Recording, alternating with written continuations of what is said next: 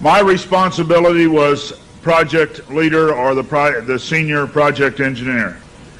We began to work on the design of a microchip that, when it was completed, was 0.75 millimeters in diameter, 7 millimeters long.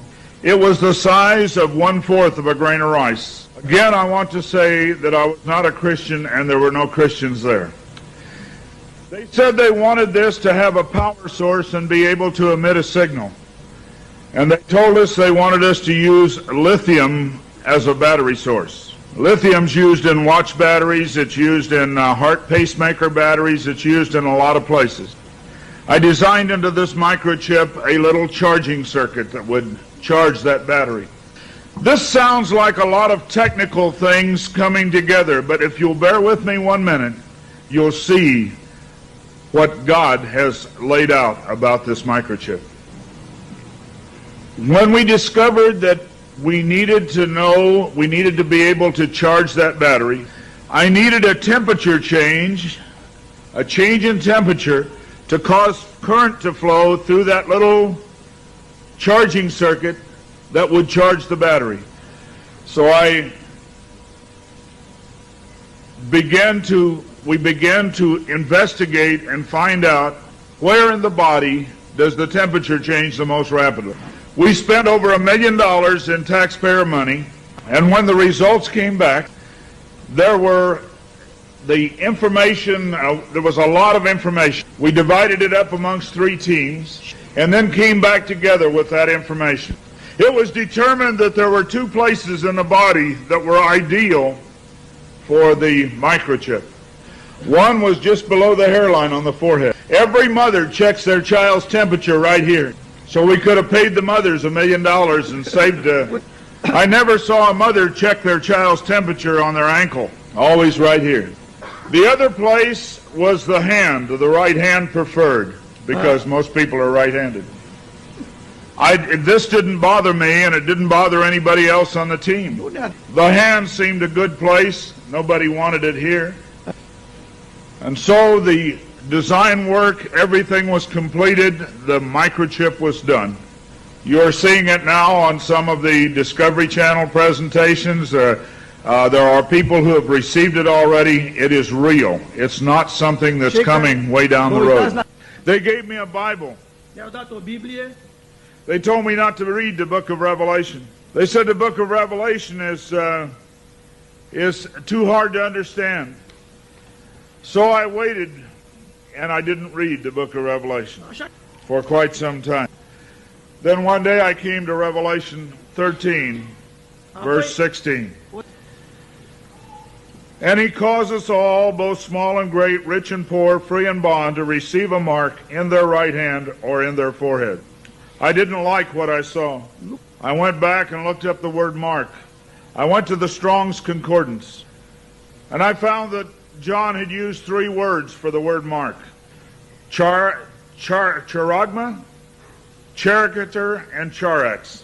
That was from the Greek. I looked at those words. They talked about a scratch or an etching. They talked about a lot of things. And I said, God, this isn't it. We didn't do it. He said, go to the word for 666. The word is chixastigma. In the Greek, it says to go to 4742 as a cross. The last half of the word chixastigma.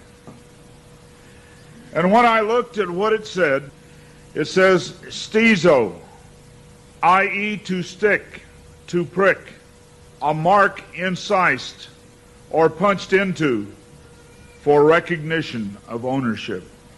I thought about the little injection tool. The end of it is called an incisor. I began to weep and I began to cry, and I said, oh God, what have we done? I couldn't believe that this lined up with what we had developed. And I began to run from God. I didn't run away from the church, I ran into the church. I tried to do as many things as I could to atone for this. But I want to tell you something, as God is my witness here tonight, this got in the way. Money got in the way. I had beautiful homes overlooking the lake. I had all the things that I wanted. And I ran because of the money. My ability to go and get $250,000 in research money took me away from telling the message. I ran for many years. What I want to tell you is that this is real. The microchip implant is real. Credit cards are failing. They can be counterfeited. The new smart card can be counterfeited. They can be stolen. They can be lost. All kinds of things can happen to a card. But you cannot lose your hand.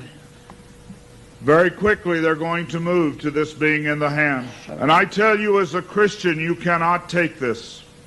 No matter what anybody says, God's Word says you cannot take it. No matter what they try to talk you into, God's Word says don't take it.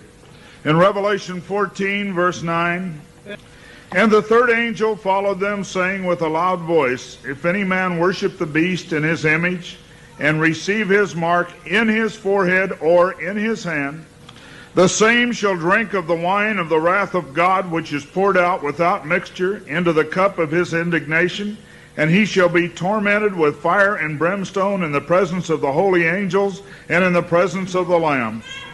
And the smoke of their torment ascendeth up forever and ever, and they have no rest day nor night, who worship the beast in his image, and whosoever receiveth the mark of his name. Here is the patience of the saints. Here are they that keep the commandments of God and the faith of Jesus. It's very simple. God's Word says do not take it. Today there have been over 15,000 babies that have been given the positive identification, the microchip. Many companies are using the microchip as identification in their top-level employees. The Immigration Naturalization Service has a better passport, the human hand. So many of these things are all around us.